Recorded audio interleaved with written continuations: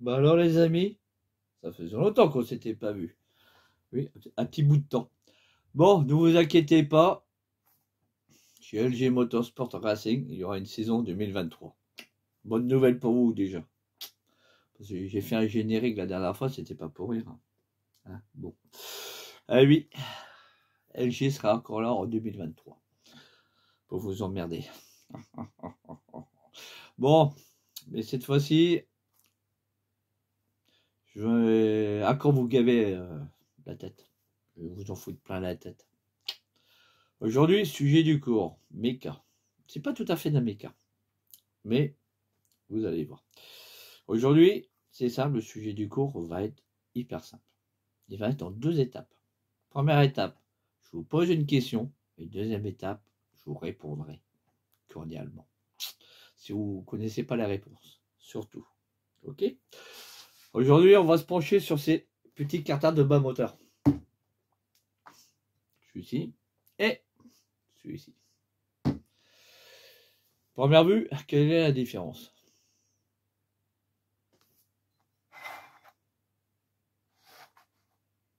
Tu sais pas. Bon, je vais t'expliquer. Celui-ci, tu te mets de côté. C'est le chinois. Celui-ci, c'est le vrai Peugeot. Carter bas moteur Peugeot. L'origine, c'est un T2. Voilà. Ça, c'est le T2. D'origine. Pourquoi? Parce qu'il n'y a pas le troisième transfert qui est ici. Voilà. Il se présentait comme ça à l'époque. Regarde bien. Si tu ne le connais pas, regarde. Celui-ci, tu vas me dire, mais il est de quelle année? Bah, à l'époque, il ne poinçonnait pas. Mais tu pouvais plus ou moins savoir plus ou moins l'année de fabrication de ton moteur. Pas spécialement sur ton numéro de culasse. Non. C'est sur ça. Ça, c'est le support du variateur. Eh oui. Ton support de variateur qui se met ici. Là. Tu vois? Et il fallait savoir que toutes les pièces, elles étaient plus ou moins manufacturées à l'époque. Ah ouais. Regarde. Regarde bien. Ici. Tu vois? Il y a des numéros de série, le nom du fabricant et tout ça. Et il fallait savoir qu'il avait aussi un poinçon à l'intérieur. Le poinçon, il est là. Et là, le poinçon étudie l'année de fabrication de ton moteur, plus ou moins. Bon. Bah, celui-là, il a été poinçonné en 1979. Donc, moi, j'estime que le petit carter, ici, il est de 79. Dans ces eaux-là. Voilà, tout simplement. Et peut-être de 78 ou de 80. Pourquoi? Parce qu'ils avaient de la pièce, et ils t'assemblaient ça au combo. Boum, boum, boum. Ok? Lui, là, c'est un chinois, le carter de bas moteur. Chinois, moi je l'appelle le carter bas moteur chinois. C'est une dernière génération de carter de bas moteur de 103. Hein, qu'on trouvait ça sur les Vogue. Ah. Ou sur les moteurs SPX, RPX. Les dernières générations de moteurs. Voilà. Lui, regarde bien.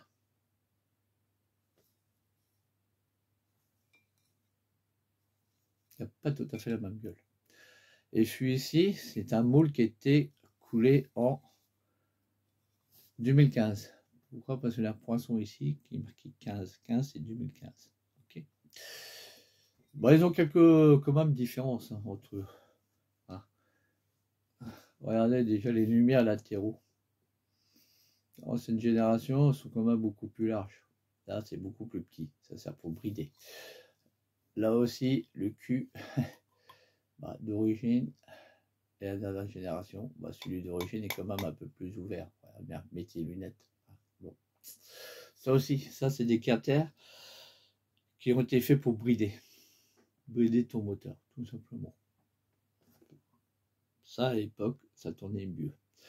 Bon, évidemment, c'est un carter T2, celui-ci, mais le truc le plus simple, on peut faire aussi le troisième transfert. Il n'y a rien de compliqué. Hein.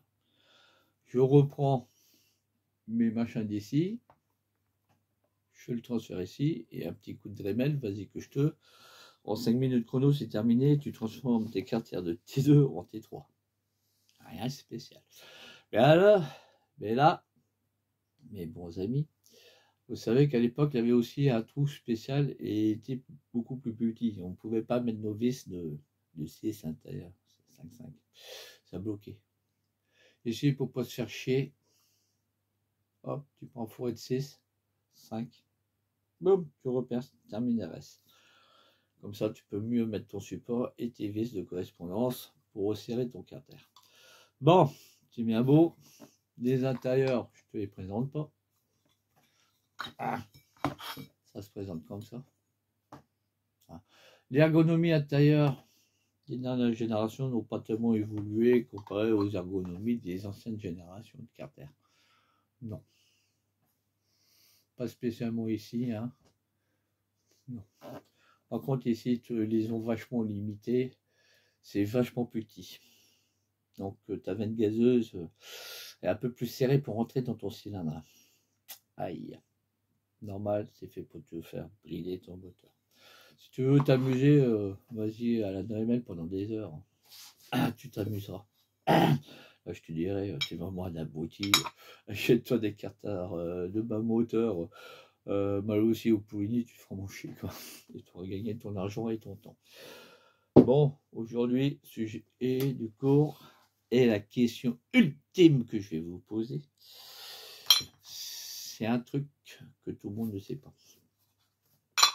Pourquoi, monsieur, les ingénieurs de chez Peugeot, vous m'avez fait un trou ici, là? Pourquoi vous avez fait un trou? Toi, tu le sais. Mais moi aussi, je le sais pourquoi. Mais toi, tu ne sais pas. Bon, tu me diras dans les commentaires qui vont suivre, là, hein, quand tu me marqueras en bas, là, à quoi sert ce petit trou, précisément. Eh oui. Voilà, bien. Moi, je ne l'ai pas inventé. Hein. C'est le trou qui est ici. Hein. Pourquoi ils ont fait ce trou-là? Pourquoi ils ont fait ça chez Peugeot? Tu sais pas?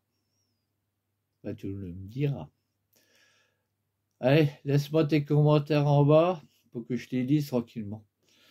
Et si t'es vraiment sage et sympa avec moi, je te le dirai. Pourquoi qu'ils ont fait ce trou? Parce qu'il y a bien une petite utilité à ça. Bon, suite aux prochains événements. Là, c'est la question et on fera la correction plus tard. Allez, tchuls, bisous de mes petits lapins d'amour.